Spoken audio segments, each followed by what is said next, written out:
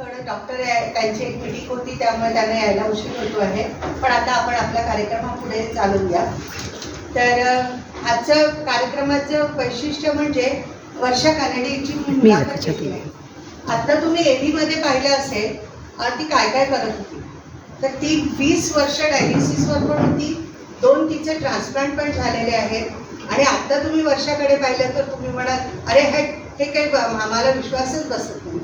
तर अशी ही वर्षा आम्हाला सापडली सेवाभवत रनमध्ये. तिने 5 किलोमीटरच्या ह्याच्यात पहिला क्रमांक पटकावला आणि सगळ्यांच्या नजरेत ती भरली. आणि आम्ही ठरवलं की तिची ओळख सगळ्यांना करून द्यायची. सगळ्यात महत्त्वाचं म्हणजे असं की आत्ता आपण विश्वचषक जिंकला, एक थोडंसं वेगळं बोलते आहे. आणि त्यात संजू सॅमसन या प्लेयरला अवॉर्ड मिळाला, सामनावीर ठरला तो. तर तो बोलत असताना म्हणाला की माझ्या आयुष्यात एक असा काळ आला होता की मी क्रिकेटर असून मला क्रिकेट खेळणंच जमत नव्हतं. मी इतका त्या याने निराश झालो की माझं संघात सिलेक्शन होत नाही आहे, मला खेळता येत नाही आहे, मला चौकार मारता येत नाही आहे, साधं क्रिकेटचा एक शॉटसुद्धा माझा चांगला जात नाही आहे. आणि मी डिप्रेशनमध्ये गेलो. तो 6 महिने घराबाहेर पडलाच नाही. आणि या 6 महिन्यात त्यांनी काय काय प्रत्येक क्षणाला भोगलं असेल याची आपण कल्पना करू शकतो. निदान जे आता डायलिसिसवर आहेत किंवा जे आजारी आहेत किंवा ज्यांना अनेक आपल्या आयुष्यातल्या अडचणींचं संकट वाटतं त्यांना पण ह्या गोष्टीची जाणीव असेल की आपल्याला जेव्हा डिप्रेशन येतं तेव्हा कसं वाटतं. तर असा हा संजू सॅमसन तेंडुलकरला भेटला आणि त्याला भेटून त्यांनी विचारलं की मी काय केलं पाहिजे. तर आपल्याला माहिती आहे की तेंडुलकरची कारकीर्द खूप मोठी आहे आणि या सगळ्या निराशेचे जे टप्पे होते ते त्याच्या आयुष्यात सुद्धा होते आणि ते त्यांनी पार केले. पार करून तो इतका मोठा की भारतरत्न त्याला आज मिळालेला आहे. तर अशा तेंडुलकरला भेटल्यावर सॅमसनला खूप उभारी आली आणि तो आपण पाहिलं की विश्वचषकात किती छान खेळला. तर आजची आपली तेंडुलकर म्हणजे वर्षा कानडे आणि आपण आज इथे सगळे बसलेले संजू सॅमसन आहोत. कारण आपल्याला तिच्याकडनं की तिने हे सगळं कसं सहन केलं, काय काय गोष्टी तिने तिच्या आयुष्यात आणल्या की ज्याच्यामुळे ती आज इतकी छान इथे आपल्यासमोर बसलेली आहे. दृष्ट लागू नये आपली. तर अशा या वर्षाशी आपण आता बोलणार आहोत. तर वर्षा, तुझ्या या मुलाखतीच्या कार्यक्रमात खूप खूप स्वागत. आणि मला तुला पहिला प्रश्न म्हणजे असे भलते सलते प्रश्न मुलींना विचारायचे नसतात, पण तू कुठल्या वयापासून तू या आजारपणाला सामोरी गेलीस, त्यानंतर काय जर्नी होती ही, आणि थोडक्यात आधी तुझी पर्सनल माहिती आम्हाला जाणून घे. घरी कोण कोण आहे, तुझं शिक्षण काय आहे, तू नोकरी करतेस की नाही किंवा करत होतीस तर काय करत होती, हे सगळं आम्हाला जाणून घ्यायला आवडेल. तर ते आधी सांगा मला. सर्वात प्रथम मी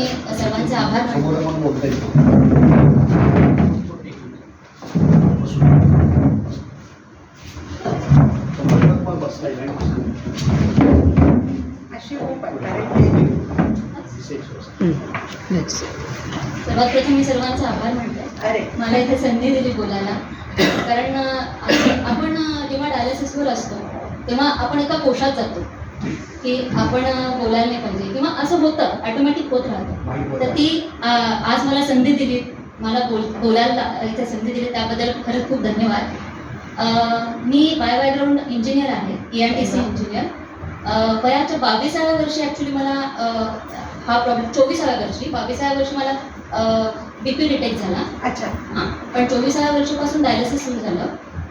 माझी बॅकग्राऊंड म्हणजे माझ्या घरात आई, वडील, 2 बहिणी आणि 1 भाऊ असं आमचं फॅमिली आहे. भाऊ शिक्षक आहे, त्याची शाळा आहे, तो नगरला असतो. 2 बहिणी आहेत, दोघींचं लग्न झालेलं आहे, वेल सेटल सगळे आहेत. मी घरीच म्हणजे आई वडिलांबरोबर असते. 24व्या वर्षी झालं त्यामुळे लग्न नाही झालेलं ऑब्व्हियसली. त्यामुळे मग 24व्या वर्षी जेव्हा हे कळलं, ते कसं कळलं तर मला अचानक रात्री त्रास व्हायला लागला. मला बोलता येत नव्हतं. तर मी पुण्याने आईला सांगत होती काहीतरी होतंय मला.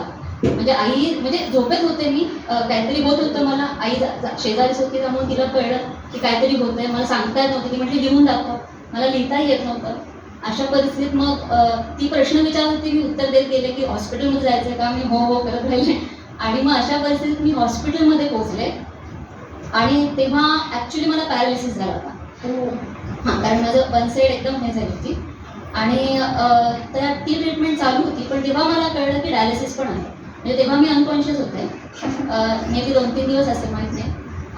पण तेव्हा मला कळलं की हे डायलिसिस प्रकरण माझ्या आयुष्यात आलं आहे आणि ह्याचं कारण मीच आहे, याला जबाबदार मीच आहे. कारण 22व्या वर्षी जेव्हा हे झालं, BP डिटेक्ट झाला, आपण त्या 22व्या वर्षात असं वाटत नाही की आपल्याला असं काही होईल. एक तर याच्यावर विश्वास बसत नाही. अजिबात घरात कोणी असं नसतं की हॉस्पिटलाइज होत आहे किंवा बीपीमुळे एवढे प्रॉब्लेम्स होऊ शकतात, ही अजिबात मला कल्पना नव्हती. मी त्याच्याकडे लक्ष दिलं नाही, त्यामुळे हे उद्भवलं. म्हणजे मी तर सगळ्यांना सांगेल की जेव्हा काही छोट्यातली छोटी जरी गोष्ट झाली आणि ती दीर्घकाळ राहिली तर त्याच्याकडे बिलकुल दुर्लक्ष करू नका. इव्हन हेडेक म्हणा, नी पेन म्हणा, काहीही असू दे, पण दीर्घकालीन असेल त्याच्याकडे बिलकुल दुर्लक्ष करू नये. हा धडा मी पहिल्यांदा तिथे घेतला. आणि मग नंतर मग डायलिसिस काय असतं काय नाही काही माहीत नव्हतं. एक तर आपण करिअरच्या अशा टप्प्यावर होते की नुकता जॉब बदलला होता, तिथे नवीन नवीन आव्हानं पेलायची होती. अशा स्थितीत असताना मला ते झालं. त्यामुळं काय करायचं, पुढे सगळा अंधार होता.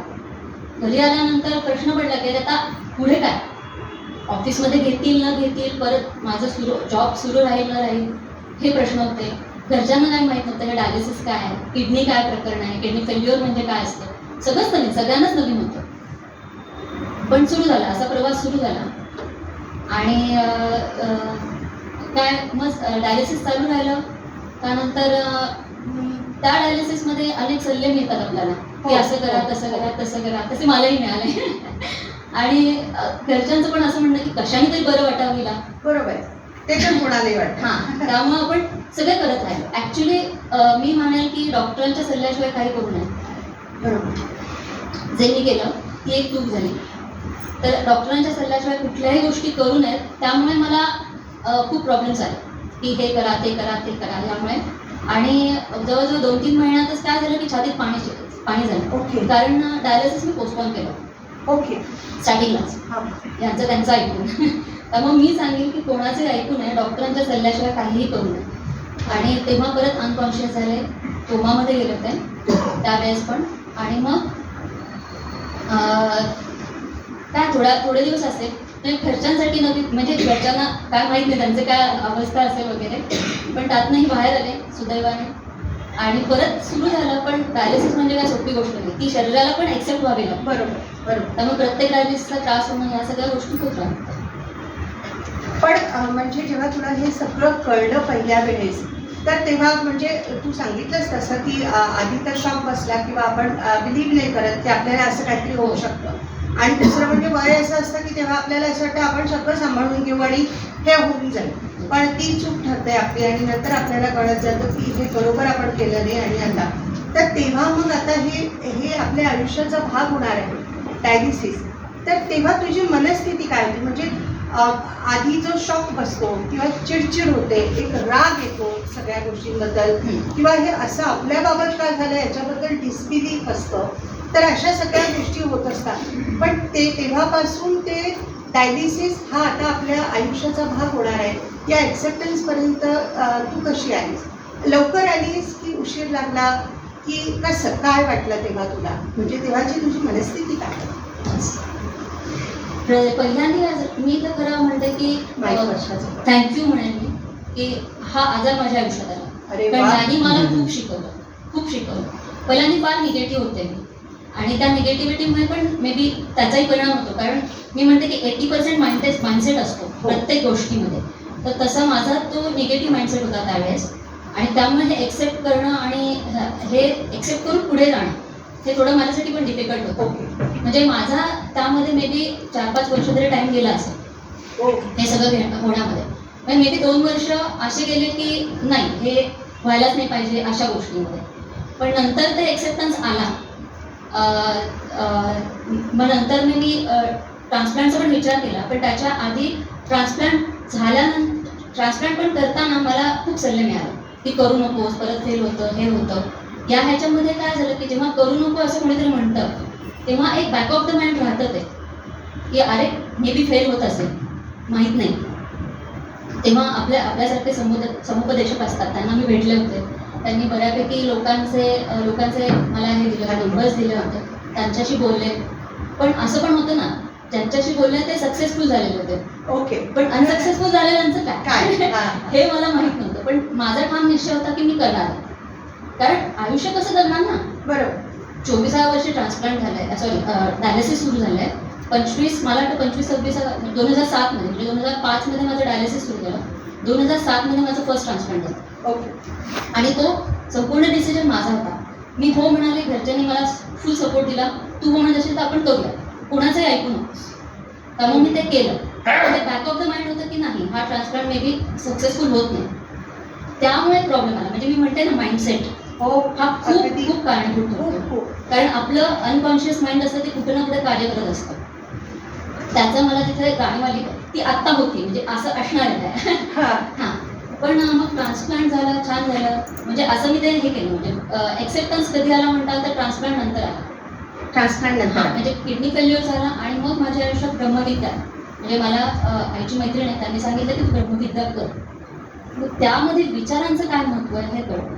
ओके. आणि विचार आणि शरीर यांचं काय महत्त्व आहे ही खूप महत्त्वाची गोष्ट होती, की आपल्या शरीरावर विचारांचे खूप परिणाम होतात. बरोबर. खूप म्हणजे खूप परिणाम होतात. म्हणजे आपण जसे विचार करतो ते ग्रहण करत असतात आपले अवयव, आणि हो. त्याचा परिणाम होत असतो. बीपी म्हणजे काय, आपण तेच कुठेतरी आहे. त्रागा करत असतो, तो बाहेर पडत नसतो, ह्या ज्या गोष्टी असतात त्याच्यामुळे होत असतं. आणि ते ब्रह्मविद्येमुळे माझ्यात खूप ड्रास्टिक चेंज झाला. म्हणजे प्रत्येक गोष्टीत मला एक पॉझिटिव्ह थिंकिंग, पॉझिटिव्ह विचार कसा करायचा ना, हे ब्रह्मविद्येमुळे कळलं. अरे वा. ह्या गोष्टी खूप समजल्या त्याच्यामध्ये. आणि त्यानंतर मग एक्सेप्टन्स वाढला, की अरे हे असंच जगायचं आहे आपल्याला, आणि हे एक्सेप्ट केलं तर आपल्याला त्रास होणार नाही. आणि मी खरं सांगू का, डायलिसिस मी खूप एन्जॉय करायचे. कारण हे ऐकून तेव्हा आपल्याला खरंच आश्चर्य वाटत असेल, पण एक गोष्ट लक्षात घ्या की जेव्हा आपल्याला लक्षात येतं की ही गोष्ट आयुष्यात घडलेली आहे आणि ती आता आपल्याला मान्य करायची आहे, ती मान्य केल्यानंतर आपण आयुष्याकडे वेगळं पाहू शकतो आणि आपल्याला हळूहळू ती जसं म्हणते आहे तसं आनंद घेता येतो.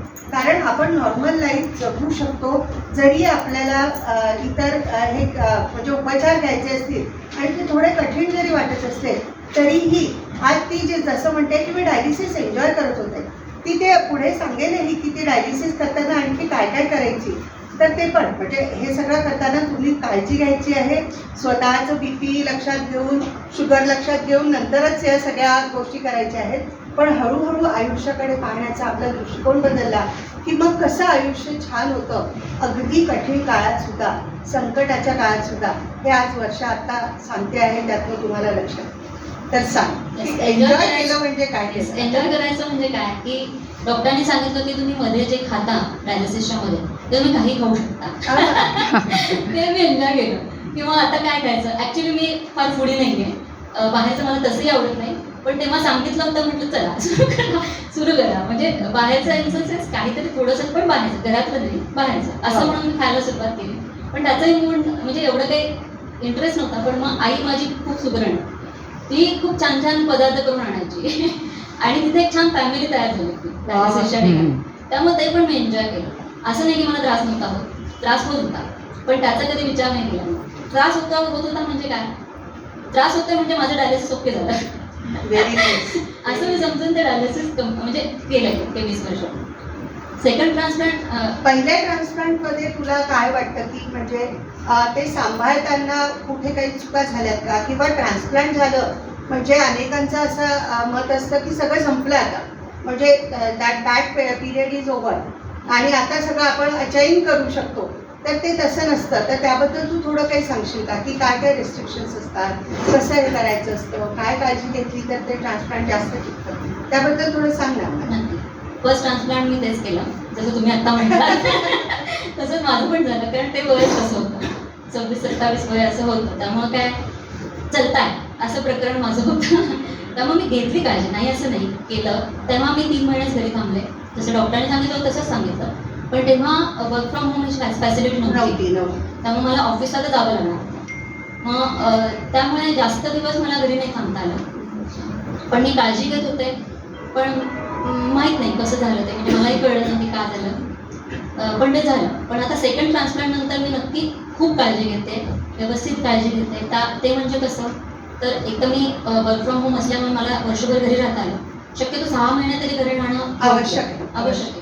कारण ती किडनी एक फॉरेन ऑब्जेक्ट असते हां. आणि ती एक्सेप्ट करणं एक तर कॅडेवर ट्रान्सप्लांट, त्यामुळे ती जास्त काळजी घेणं असतं. एक वेळेस रिलेशनमध्ये असेल तर तरी पण काळजी घेणं गरजेचंच असतं, पण कॅडेवर म्हटलं तर आणखीन काळजी येते. ह्या गोष्टी असतात. आणि मी घरूनच मग काम सुरू केलं होतं. तेव्हा आत्ताच्या सेकंड ट्रान्सप्लांटला मी वर्षभर घरी होते आणि शक्यतो एका रूममध्येच होते. दुसऱ्यांशी म्हणजे कोणी भेटायला आलं तर मला कोणी भेटत नव्हतं. Very good. लांबच, म्हणजे आता माझ्या रूममध्ये कोणी यायचं नाही.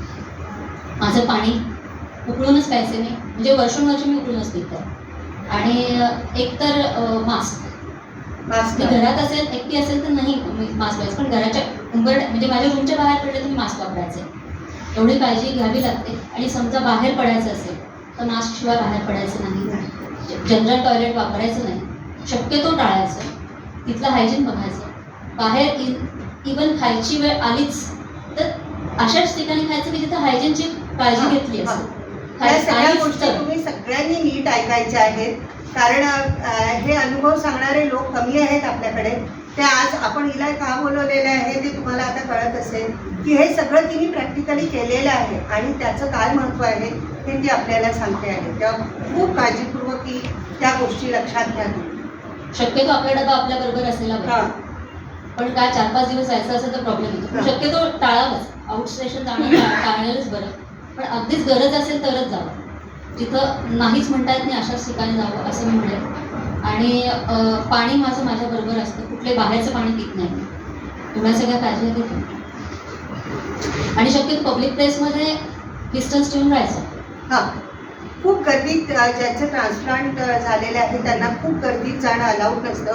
कारण आपण जेव्हा एकमेकांशी बोलतो तेव्हा थुंकीतून आपल्याला जंतू संसर्ग होण्याची खूप भीती असते.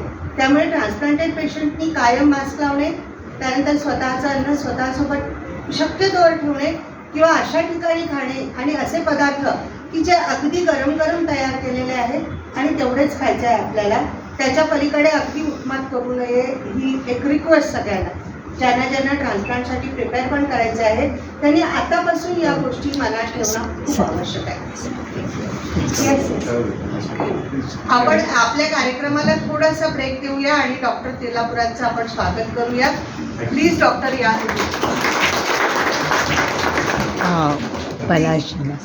नमस्कार. मी इथूनच पलाशजींना विनंती करते की त्यांनी डॉक्टर तेलापुरांचे स्वागत करावे. रोप आहे इकडे ठेवलेले. रोप. अच्छा, ओके.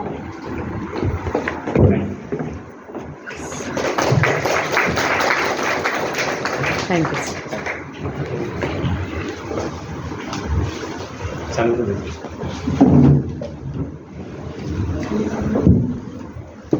डॉक्टर या वर्षा कानडे यांचं 2दा ट्रान्सप्लांट झालेलं आहे आणि शी इज अ मॅरेथॉन रनर. आणि दुसरं म्हणजे हाय इंटेन्सिटी वर्कआउटच्या ह्याच्या सेक्शनमध्ये तिचं गिनीज बुकात नाव आहे. आणि जे की कॉमन लोकांसाठीचं असतं, हां, इन कॉमन कॅटेगरी. येस. तर आज आपण तिची मुलाखत आपल्या पेशंटसाठी ठेवलेली आहे. नक्की सगळं लोक ऐकायला पाहिजे. ट्रान्सप्लांट नंतर कसं चेंज होतं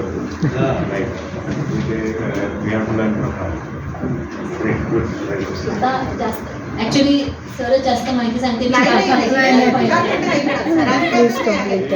वॉरियर्सचा प्रोग्राम आहे. तुम्ही लोक कॅरी ऑन तुमचं चालू राहू द्या. मी तिकडे बसतो. नाही तुम्ही कसं आहे.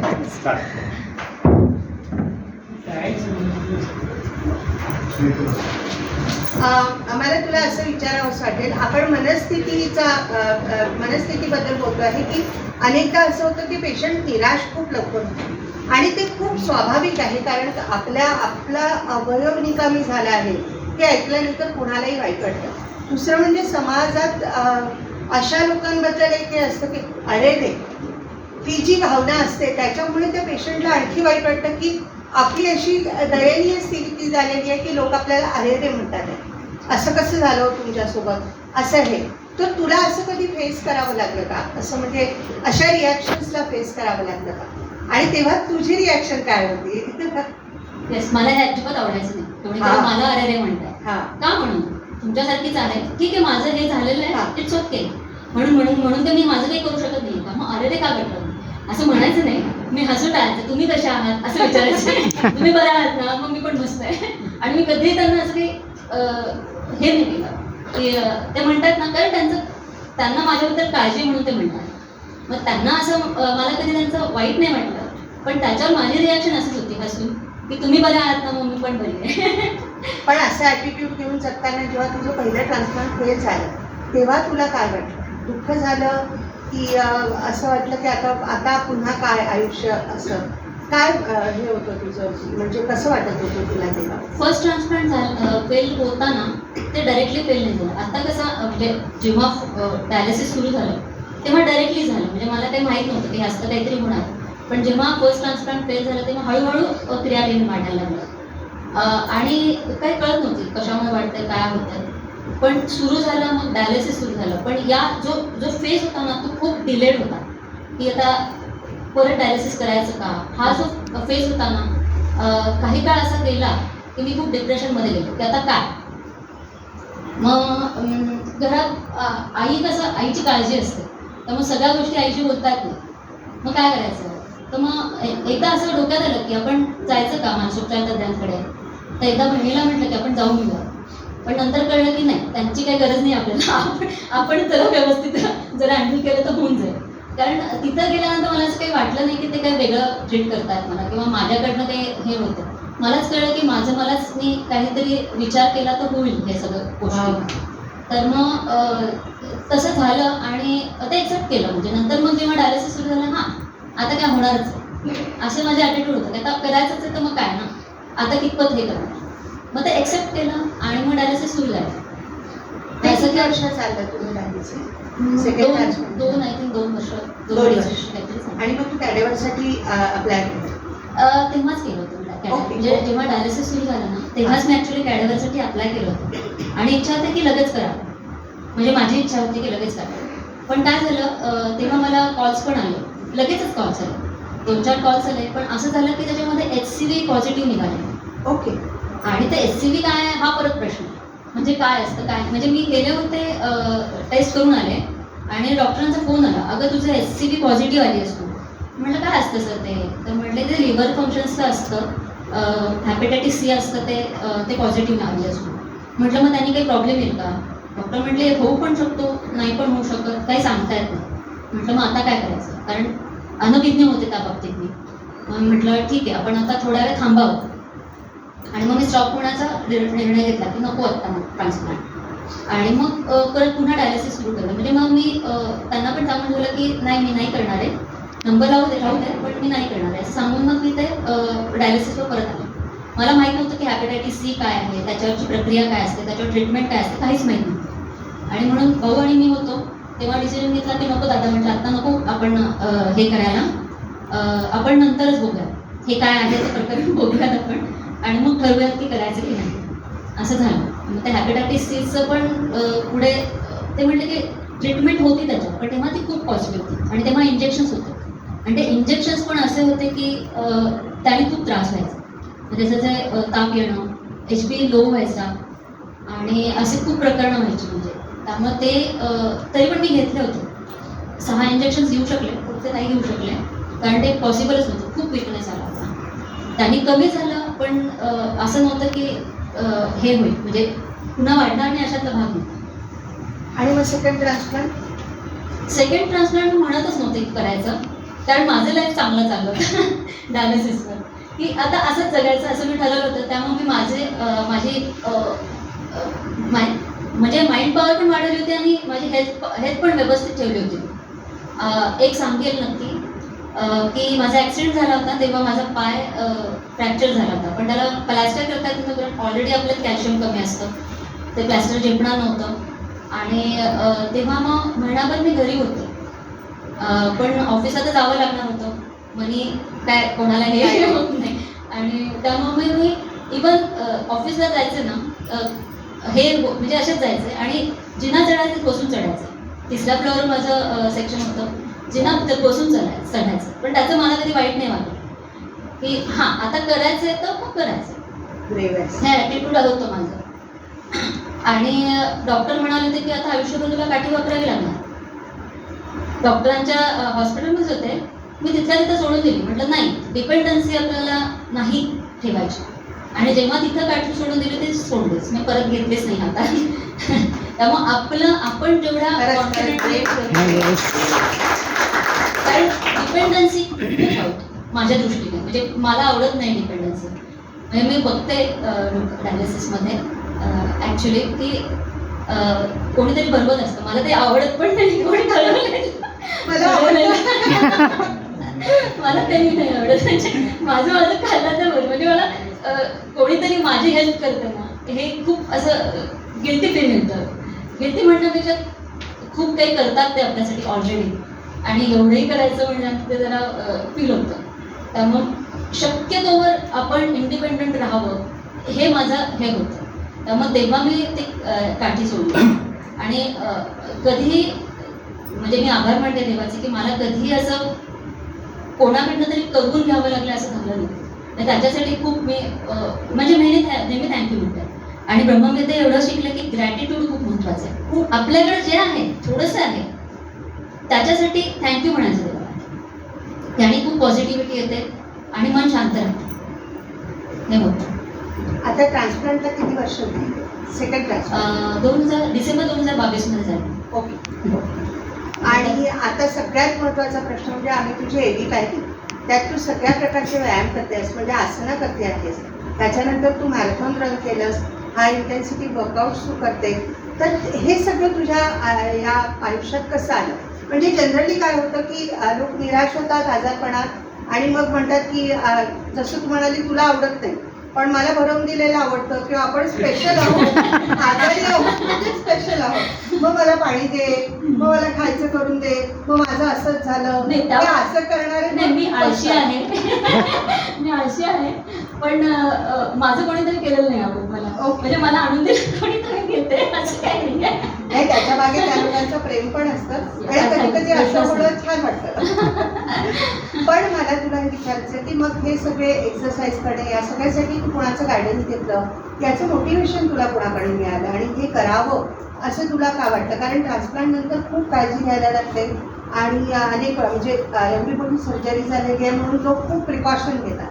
तर तुझ्या ह्याच्यात हे सगळं कुठून आलं आणि कसं ते मॅनेज केलं? हे मी नक्की सांगेल, पण मला एक प्रसंग आठवला, तो मला नक्की सांगावासा वाटतो. किडनी ट्रान्सप्लांट म्हटलं की लोकांना थोडासा धसका असतो, तो मलाही होता. सेकंड ट्रान्सप्लांट झालं तेव्हा जवळजवळ 10 दिवसात माझा परत फेल झाला. ओके. म्हणजे तो माझ्यासाठी खूप मोठा धक्का होता. आणि तेव्हा ICUमध्येच होते. आणि ICUमध्ये असताना कसं की तिथं मोबाईल नसतो, इंटरनेट नसतं, कोणाशी बोलता येत नाही. सिस्टर्स पण आपल्याजवळ फक्त त्यांचं काम असतं तेव्हाच येतात काहीतरी बघायला वगैरे, आपण एकटेच असतो. आणि कोणी काही बोलत नव्हतं. डॉक्टर्स पण असे म्हणजे यायचे, कशी आहे बरी असं म्हणून निघून जायचं. म्हणजे मला कळतच नव्हतं की काय चाललंय नक्की. आणि हे पण मला कळत होतं की युरिन आउटपुट कमी होतं, म्हणजे माझ्यात काहीतरी होतंय, म्हणजे हे मला जाणून होतं. आणि म्हणजे कोणी सांगितलं नाही, पण मला कळलं की फेल्युअर झालं. ॲक्च्युली कसं झालं, पहिल्यांदी ट्रान्सप्लांट झाल्यानंतर मला घरी सोडलं. 8 दिवसात आय थिंक सोडलं घरी. आणि दुसऱ्या का तिसऱ्या दिवशीच काय झालं, ताप आला थोडा आणि युरिन आउटपुट मला कमीच झालं, म्हणजे नव्हतंच आय थिंक सो. आणि मग परत हॉस्पिटलाइज झाले मी. आणि मग आता काय करायचं हा पहिला मोठा प्रश्न, यक्ष प्रश्न होता. कारण माहीत नव्हतं की हॉस्पिटलचं बिल काय आहे काय नाही, परत जर काय प्रॉब्लेम म्हणजे ट्रीटमेंट असेल तर त्याचं काय नाही. मग मी बोलून घेतलं दादाला. दादाला म्हटलं, दादा काय करायचं, ट्रीटमेंट थांबवायची का? कारण तसंही कोणी नाही आहे माझ्या मागे, मग कशाला ठेवायचं?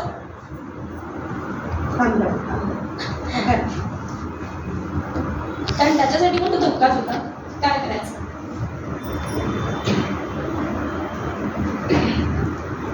तेव्हा दादा म्हटला की आपण करूया. त्याने पण काहीतरी बघितलं, ते म्हटले की नाही, फेल झालं तरी पण ते नीट होतं. तेवढा एकच होप होता की ठीक आहे, दादा म्हटलं ना काहीतरी असेल. आणि तेव्हा म्हटलं की ठीक आहे, आपण नको थांबायला, करूया सगळी ट्रीटमेंट. ती ट्रीटमेंट केली. जेव्हा डायलिसिसला गेले होते तेव्हा एक सिस्टर पण म्हणाला की आपल्याकडे एक पेशंट होतं की ज्याचं असं झालं होतं, फेल्युअर झालं होतं, पण परत झालं होतं मी. आणि एकदा डॉक्टर पण म्हटले की काही प्रॉब्लेम नाही आहे, 20-25 फक्त डायलिसिस करायला लागते, तुझं होईल, असे डॉक्टरांकडनं होत होतं.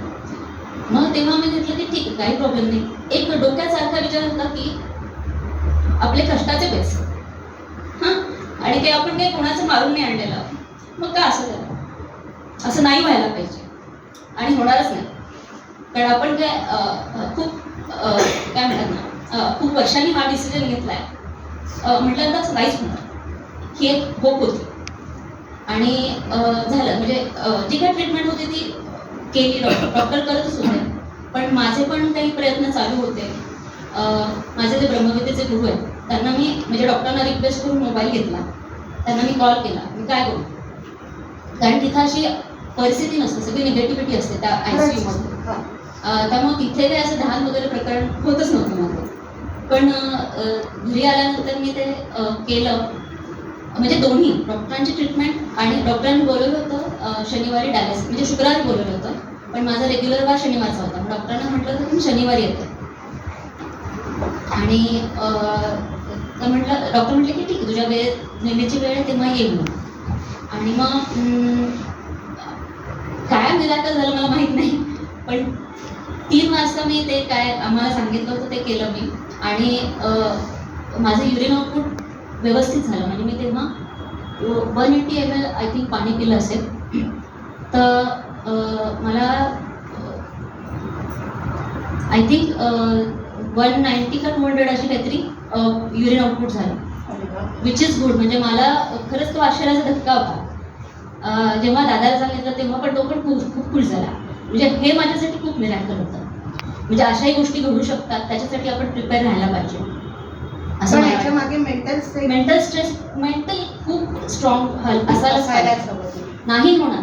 हा जो काही कॉन्फिडन्स होता ना, मध्ये जातो, कारण काय आपण काय देऊ नये, आपल्याला माहिती नसतं पुढे काय असतं काय नाही, पण हा जो काही हे असतो ना, तो खूप महत्त्वाचा ठरतो आहे. पण मग हे एक्झरसाईज आणि या सगळ्या गोष्टी आता त्याच्यावर आणि मग माझी मैत्रीण होती, तिने म्हणजे आईसाठी ती म्हणाली होती की आपण सुरू करूयात एक न्यूट्रिशन हे सुरू करूयात. मग म्हटलं की ठीक आहे चालेल. तर आईसाठी करत होतो आम्ही, पण मी त्यांचे सकाळचे हे ऐकायचे, त्याच्यामधून खूप माहिती मिळाली न्यूट्रिशन बद्दल. मग मी इथे क्लब आहे न्यूट्रिनो क्लब, त्याला जॉईन झाले. तिथे मंदार सर म्हणून आहे, ते खूप छान माहिती सांगतात. आमच्या धनश्री मॅडम आणि केदार सर आले तिथे. ओके, हां, ते त्यांनी मला गाईड केलं की काय करायला पाहिजे काय नाही. म्हणतात ना कम्युनिटी लाईक माइंडेड, कारण आपण एका पॉझिटिव्ह कम्युनिटीमध्ये गेलो ना तर आपण पण पॉझिटिव्ह होत राहतो. बिलकुल.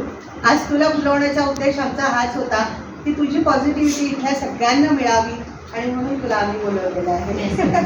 आणि खरंच तिथे आजारपणाबद्दल बोललं जातं, पण ते कसे बरे करतात ते ह्याबद्दल बोललं जातं. आणि त्यातनं जी पॉझिटिव्हिटी मिळते ना, मला कोणी म्हटलं नव्हतं की तू हे कर, पण ते ऐकल्यानंतर मला असं वाटलं की काय हरकत आहे. कारण तेव्हा जे झालं होतं ना, तेव्हा बायोप्सी झाली होती, आणि ते फेल्युअर झाल्यानंतर बायोप्सी पण झाली होती. आणि त्या बायोप्सीमध्ये काय झालं होतं, मे बी माझे टाके उसवले गेले होते, म्हणजे ती गुंड एवढी मोठी होती. आणि त्याच्यासाठी काहीतरी दिलं होतं डॉक्टरने, काहीतरी ते 24 तास मला ते वागवायचं होतं, आणि त्याचं पण परत ऑपरेशन सांगितलं होतं. आणि आता फायनान्शियली पण बघायला पाहिजे ना, परत ऑपरेशन म्हटल्यानंतर जरा मला हे वाटलं की डॉक्टरांना म्हटलं की नाही मला नाही शक्य, म्हटलं आता हे करणं. डॉक्टर म्हटलं ठीक आहे, पण मग त्याचं ड्रेसिंग करत जाऊ. तर धनश्री मॅडम म्हणून आहेत, त्यांच्या गायडन्सखाली न्यूट्रिशन सुरू केलं मी. आणि ती जी कम्युनिटी होती ना ती खूपच म्हणजे आहे, मी अजूनही त्या कम्युनिटीबरोबर आहे. त्यांनी मला खूप सहकार्य केलं म्हणा. आणि त्याच्यामुळे मी फर्स्ट मॅरेथॉन जे आहे ते केदार सरांनीच मला सांगितलं की सेवावनमध्ये असं आहे तर तू जॉईन करशील का. तर मी म्हटलं हो का नाही, आपण करूया.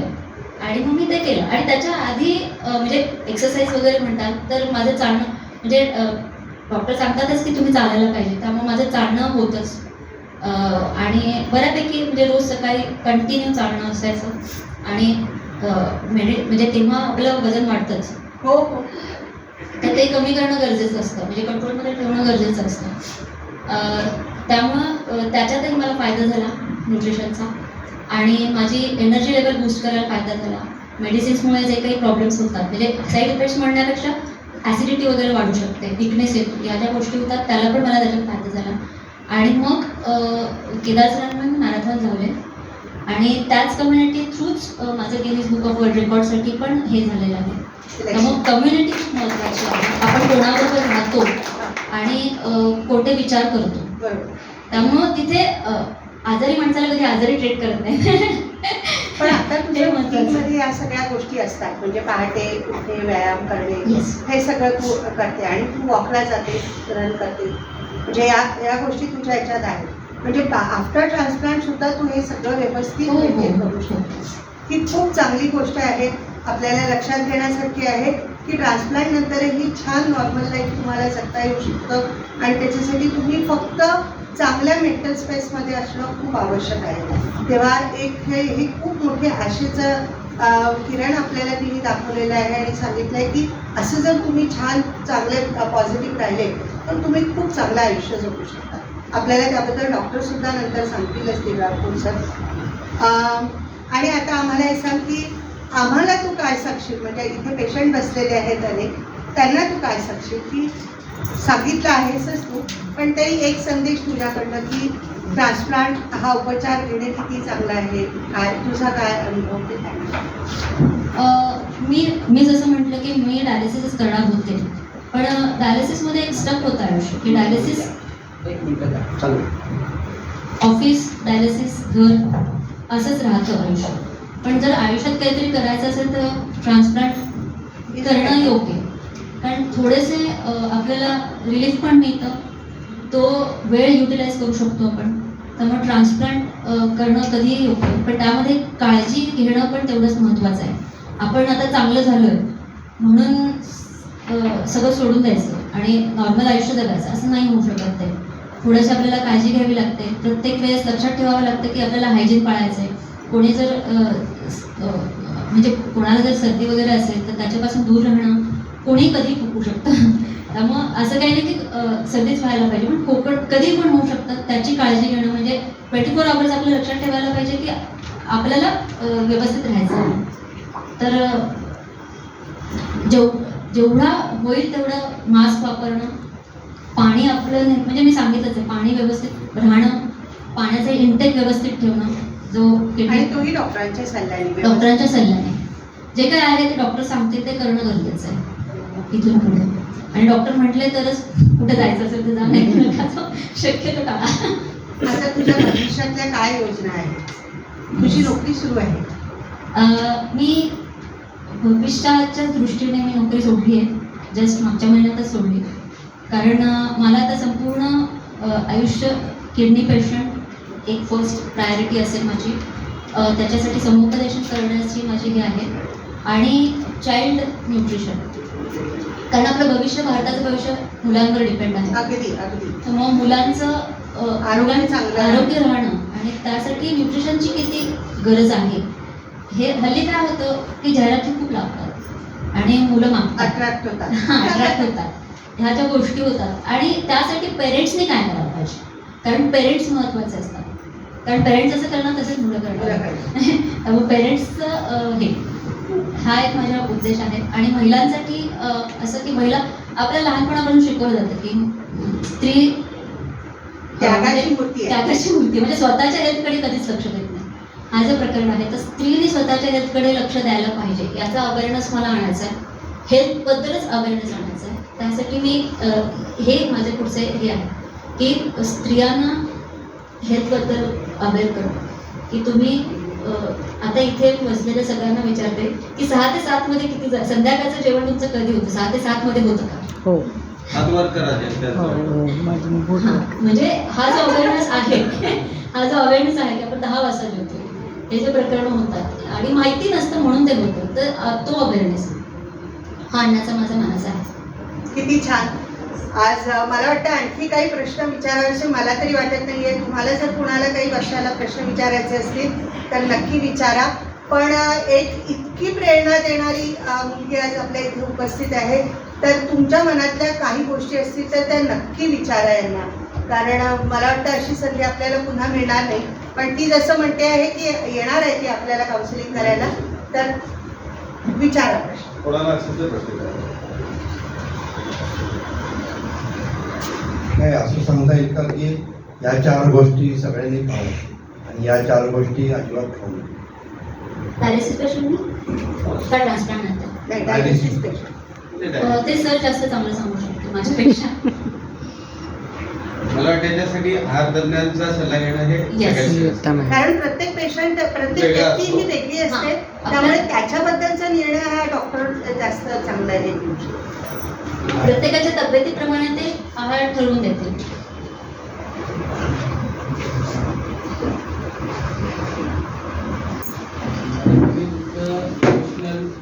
जे काही गेलं त्याबद्दल तुम्ही सांगितलं, मला थोडं फायनान्शियल बद्दल माईक जवळ येस, फायनान्शियली काय झालं की थँक गॉड की मला नोकरीवरनं काढलं नाही.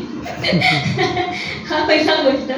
तरी पण मला भीती होती, कारण त्यांनी 7-8 महिने मला येऊ दिलं नाही ऑफिसला. मे बी ऑफिसमध्ये ते काय झालं असेल, कोणीतरी गेलं वगैरे म्हणून मला बोलवलं असेल, हे महत्त्वाचं. आणि ऑफिसमध्ये मला ESI मिळालं, त्यामुळे माझं ते डायलिसिसचं थोडंफार तिथे झालं. आणि नंतर मग कोरोनामध्ये काय झालं की ऑफिसमध्येच क्रायसिस निर्माण झाले, त्यामुळं ते म्हणजे मला जॉब सोडावा लागला. त्यावेळेस मग रोटरी क्लबनी मला मदत केली. रोटरी क्लबचं मी सहकार्य घेतलं आणि नंतर ट्रान्सप्लांटसाठी मी पैसे जमवले होते आणि ट्रान्सप्लांट हे मी कम्प्लिटली माझ्या पेशंटवर केलं. डायलिसिस वेळेस काही खायचं त्याबद्दल नाही, ते डॉक्टर सांगतील. आहाराबद्दल आपण आहार तज्ञांशी बोलायचं, आपल्या डॉक्टरांशी बोलायचं. आणि फायनल पद्धतीने सांगितलं तर महत्त्वाचं आहे की प्रत्येकाने तिथं ना हेल्थ इन्शुरन्सचा खूप महत्त्वाचा रोल असतो. ज्यांना ज्यांना शक्य आहे त्यांनी आरोग्य विमा आपला करणं. जसं की सांगितले की रोटरीमध्ये मदत मिळत असते, तशीच शहरी गरीब लोकांकरता जी योजना आहे पुणे महानगरपालिका, तिथनं मदत मिळत असते. शिवाय आपले राष्ट्रसंघ जनकल्याण समितीसारखे जे अनेक काही क्षेत्रात काम करणारे लोक असतात त्यांच्याकडे पण आपल्याला तसेच आपण अतिशय कमी किमतीत डायलिसिसची सुविधा उपलब्ध करून देतो. तर फायनान्शियल प्लॅनिंग महत्त्वाचं आहे. खूप लहान वयात हे सगळं झाल्यामुळे मी काय इन्शुरन्स करू शकले नाही. बरोबर, त्यावेळेस फारच कमी आहे. Yes. जनरली जेव्हा आपण डायलिसिस चालू असतो आजूबाजूचे लोक असतात, म्हणजे आपले पॅरेंट्स असतील, मुलगा असतो, जनरली काय होतं की ते आपल्यासाठी सांगत असतात पॉझिटिव्ह व्हा, पॉझिटिव्ह व्हा. पण कधी कधी काय होतं आपण एकटे पण पडतो की बाबा मग चालू असतात आपली, पण कधी आपल्याला असा विचार येतो अरे का झाला असं एकटेपणा येतो. त्या क्षणी काय माइंडसेट असा, काय तुम्ही एक्झिक्यूट केलं, काय विचार करत त्यातनं बाहेर काढण्याचा म्हणजे असा प्रयत्न? लोक सांगत असतात, मी आता जसं म्हटलं, आणि घरच्यांना काळजी असते म्हणून आपल्याला सांगत असतात. आपण जेव्हा त्यांची काळजी लक्षात घेऊ ना, तेव्हा त्याचा आपल्याला राग नाही येणार. ही पहिली गोष्ट. ते सांगत राहणारच, कारण आई पण मला सांगत असायचीच. काही वेळेस आपण दुर्लक्ष करायचं, पण परत बोलायचं नाही. हे एक आहे की चिडचिडेपणा नाही करायचा, कारण ते आपल्यासाठी करत असतात. जेव्हा आपल्या डोक्यात हे असतं ना की आपल्यासाठी ते झटणार, आपल्यासाठी कोणीतरी काहीतरी करतंय, ही जी फिलिंग असते ना ती खूप महत्त्वाची असते. कारण काही लोकांना कोणीच नसतं, हे जेव्हा लक्षात येतं ना तेव्हा ते पण आपण मग ते एक्सेप्ट होतं की अरे ठीक आहे आपल्यासाठी बोलतात म्हणून. त्यावेळेस काय करू शकता तुम्ही, तर एकतर आपण स्वतःसाठी काही ना काहीतरी करत असतो, हे आपल्याला माहिती असतं, पण समोरच्याला नेहमी ते दिसत नाही म्हणून ते सांगत राहतात. बरोबर आहे. त्यावेळेस बाहेर जायचं, देवळात जायचं, मस्तपैकी शांत बसायचं, थोडंसं मेडिटेशन करायचं आणि पुन्हा सुरू करायचं आपलं. मेडिटेशन हा महत्त्वाचा रोल करतं इथे. काही अफर्मेशन्स तुम्ही म्हणू शकता या बाबतीत. त्यातले एखाद दोन तू सांगू आणि शकतो? किंवा कसं थोडक्यात जे साधे प्राणायाम असतात की ज्यांनी जसं दीर्घ श्वास घेतो त्याबद्दल सांगू शकता. हां, प्राणायाम तुम्ही करू शकता. दीर्घ श्वसन म्हणा. माझं कसं की ब्रह्मविद्येचे बऱ्यापैकी श्वसनाचे व्यायाम प्रकार होते, त्यामुळे बऱ्यापैकी मला त्यांनी पण फरक पडला. मन शांत राहण्यासाठी म्हणा किंवा काय. जसं म्हणतात की प्राणायाम करू शकतो आपण. कपालभाती सरांना म्हणजे डॉक्टरांना विचाराशिवाय करू नका. कपालभातीच्या नादी लागू नका. कोणाच्या तरी अंडर गायडन्सच करा. कारण मी प्रकरण केलं होतं ते, त्यामुळं BP हाय होऊ शकतो. त्यामुळं अंडर गायडन्सच या गोष्टी करा. कोणाचं योग किंवा कोण शिकवत असेल तर त्यांच्याकडनंच गायडन्स घेऊन घ्या. आणि मेडिटेशन काही व्यायाम केले का डायलिसिसचं? डायलिसिसच्या वेळेस का मी ब्रह्मविद्येचे व्यायाम करायचे, श्वसन प्रकार वगैरे करायचे, चालणं ठेवायचे आणि शक्यतो स्वतःला बिझी ठेवा, म्हणजे असे विचार येत नाही. आणि एक खूप महत्त्वाचा भाग काय असं सगळ्यांनी लक्षात घेण्यासारखं इथे की आपल्याला बऱ्याचदा असं वाटतं की आपल्याला कधी आपण लो वाटतोय तर आपल्याला तर दुःख करण्यासारखं काही नसते. It is perfectly human. ज्या वेळेला आपले लो फेजेस आपल्या आयुष्यात येतात प्रत्येकाच्या येतात आणि त्याच्यामध्ये अपराधीपणा वाटून घ्यायची अजिबात गरज नाही. त्यातनं रिकवर कसं करायचं ते सांगितलं. आपापले मार्ग असतात, आपले छंद असतात. जसं ती ब्रह्मविद्या आहे, तुम्ही दुसरे कोणते प्रकार करत असता श्वसनाचे, तुमच्या जे छंद असतात ते तुम्ही जोपासू शकता. त्या सगळ्या गोष्टी करून आपल्यासारखं बाहेर करायचं. पण एक गोष्ट लक्षात ठेवायची की व्यक्त व्हायला पाहिजे. बोलणं खूप महत्वाचं आहे. बोलणं महत्वाचं आहे, संवाद महत्वाचा आहे. आपण इथे जे खाली बसतो आपण जे मार्गदर्शन केंद्र जे आहे त्याचा उद्देशच हा आहे की आपल्या मनात काही ठेवायचं नाही. आपल्या जवळच्या नात्यातला जो तो मित्र असू शकतो, नातेवाईक असू शकतो, सहकारी सुद्धा असू शकतो. व्यक्त होणं फार महत्वाचं आहे. डॉक्टरांना हा, त्या डॉक्टरांना इमर्जन्सी आल्यामुळे त्यांना जावं लागलं आहे. हा. तर आता आपण कार्यक्रमाच्या शेवटाकडे आलेलो आहोत. तर सगळ्यांना कार्यक्रम संपण्यापूर्वी बाहेर आपण अल्पोपहाराची व्यवस्था पण केलेली आहे. तर बहुतेक सगळ्यांचे प्रश्न झाले असतील तर विनीताताई आपल्याला आता शांतीपत्र म्हणून आपण कार्यक्रम संपवू.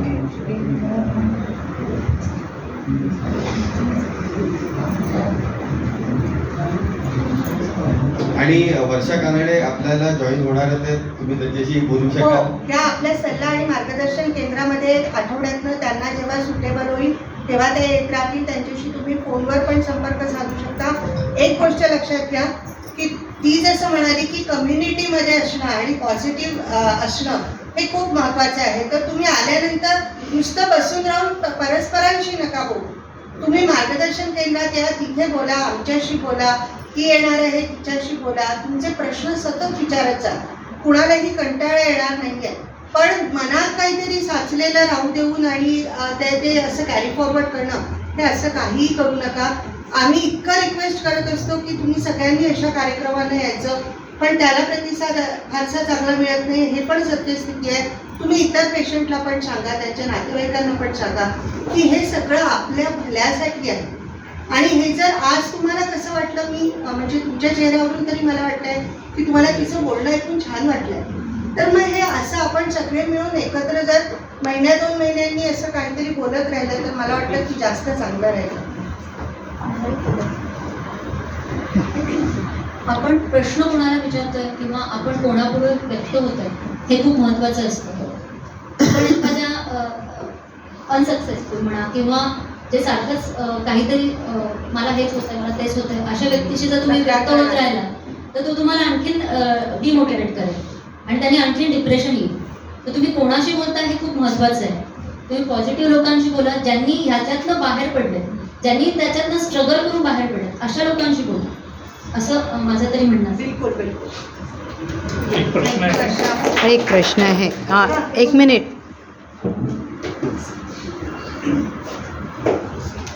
एक कायम नातेवाईकांच्याही मनात गिल्ट असतो की आपण नीट काळजी घेतली नाही का, किंवा एक अँझायटी असते की आपण त्यांच्याशी काय बोलतोय. तर त्या दृष्टीने घरच्यांनी काय विचार केला पाहिजे आणि काळजी प्रेमाने घेतली पाहिजे, पण काळजी सतत घेतल्याने जो त्रास होतोय तो नको व्हायला, यासाठी काही सांगू शकाल का? किंवा जे तुम्ही म्हणालात की सबकॉन्शियस माइंड विचार करत असते, पहिल्या ट्रान्सप्लांटच्या वेळेला काय घडलं आणि दुसऱ्या वेळेला मात्र ते कसं जास्त बेटर ॲक्सेप्ट झालं, ह्यात तुमच्यातल्याही पॉझिटिव्हिटीचा फरक जसं ब्रह्मविद्येचा, तर त्याच्याबद्दल प्लीज सांगू शकाल का की घरच्यांनी काय करावं आणि काय करू नये? बरं, तर मी काळजी करू. घरच्यांना सांगेन की त्यांनी फक्त ऑब्झर्व करावं, इन्स्ट्रक्शन्स देऊ नये. जर ते कोणी पेरेंट असतील तर त्यांना सांगेल की इन्स्ट्रक्शन देऊन बसू नका, तू असंच कर, तू तसंच कर. त्याचा जास्त करून चिडचिडेपणा वाढतो पेशंटचा, कारण ऑलरेडी ते काहीतरी सफर करत असतात, आत काहीतरी होत असतं आणि मेंटली आणि शारीरिक ते स्टेबल नसतात. त्यामुळे मी म्हणेन की कोणी ऑब्झर्व करा, जिथं तुम्हाला वाटतं की त्यांना माझी गरज आहे तिथं जा, बोलू नका, इन्स्ट्रक्शन देत बसू नका, अरे तू खाऊ नकोस, हे करू नकोस, ते करू नकोस. त्यांना कळत असतं आणि त्यांना एखादी गोष्ट खावीशी वाटली तर ती गोष्ट घरातच ठेवू नका ना.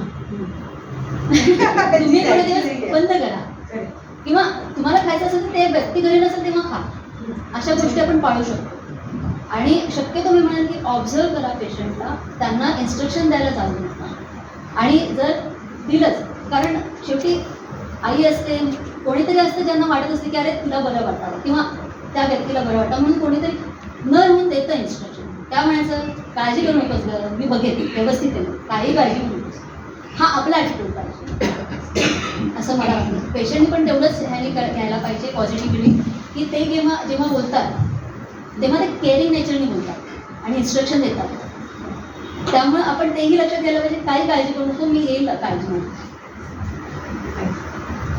आणि सर्वांना एक असं सांगायचं की म्हणजे निरोगी आहे, त्यांनी डायलिसिस नाही आहे किंवा चालू आहे त्यांनी, जी गोष्ट तुम्ही प्राणायाम किंवा हे सातत्य ठेवा.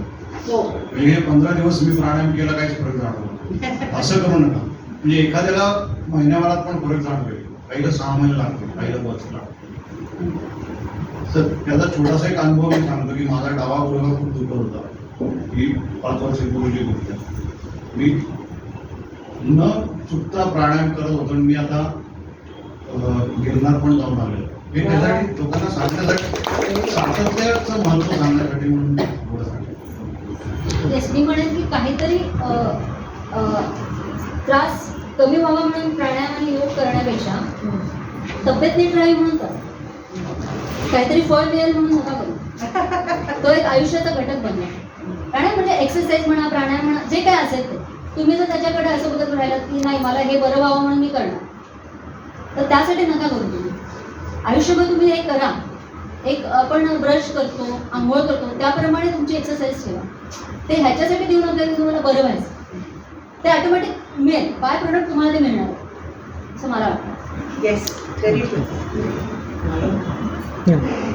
2-3 प्रश्न मी आणले. एक तर डायलिसिस झाल्यानंतर सुद्धा आपल्या पायावरती असं चित्र जरा दबलं जातं. हे कशामुळे होतं ते काय कळत नाही. हे तुम्ही हे ना डॉक्टरांना जास्त विचारायचा प्रश्न आहे. कारण प्रत्येक पाणी जास्त होत आहे की आणखी त्याचं म्हणजे तुमच्या खाण्यापिण्यात काहीतरी चुका होतात आहे, या गोष्टी तुम्ही स्वतः ती जसं म्हणाली की ऑब्झर्व करायचं आहे तुम्हाला. तुम्ही निरीक्षण करा की काय आपण आपल्या हातून काय चुकतं आहे. त्या ह्याच्यावर ते डिपेंड करतं तुमची तब्येत कशी आहे, तुमची शरीराला काय त्रास होतो आहे, हा तुमच्या आहार आणि पथ्यांशी संबंधित कशा असू शकतो. तर ते तसं स्पेसिफिक हे तुमच्या तब्येतीबद्दल डॉक्टर जास्त सांगू शकते.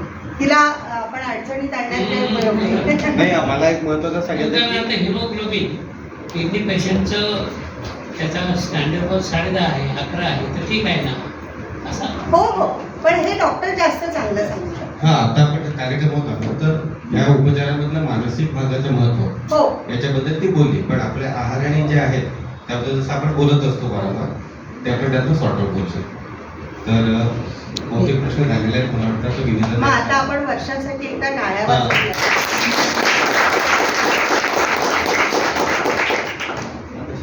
हो, नमस्कार. आपण कल्याण मंत्र म्हणूया. सर्वे भवन्तु सुखिनः, सर्वे सन्तु निरामया, सर्वे भद्राणि पश्यन्तु, मा कश्चित् दुःखभाग् भवेत्. ओम शांति शांति शांति.